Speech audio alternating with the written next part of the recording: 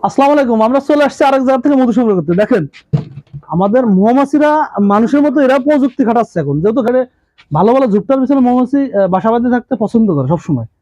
আর এই জন্য প্রযুক্তি খাটাচ্ছে বিল্ডিং এ পড়েছে। আপনারা দেখেন, আমরা যে মধুগুলো সংগ্রহ করি বেশিরভাগ বিল্ডিং এ।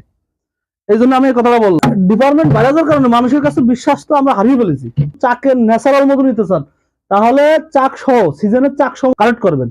আর যখন অন সিজন আসবে তখন বলবেন যে ভাই তখন আমরা মধু চিপলে ছেঁকে রাখলে সেটা নিতে পারেন, সব ব্যক্তি বুঝে। আমরা সদরের ভিতরে আমরা আমাদের জেলায় চাকের মধু যারা কিনতে চান তারা সিজনে কিছু না কিছু চাক সহ মধু কিনবেন। ভেজালের তো কোনো চাক হবে না, মধুর ঘ্রাণও পাবেন না, ওটা ডিপার্টমেন্টই আলাদা। এই জন্য বলতেছি বারবার। এই যে মধুর অঞ্চলটুকু আমরা কেটে নিচ্ছি আর কি।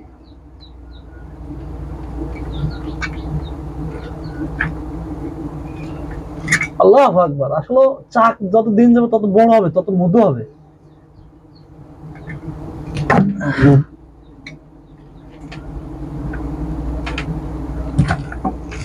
দেখো, খোরশেদানির পক্ষ থেকে যে মধু আপনাদের দিয়ে থাকি, ল্যাব টেস্টের মাধ্যমে যদি এক দানা রেজাল্ট ধরাতে পারেন 1.5 লক্ষ টাকা পেমেন্ট পাবেন।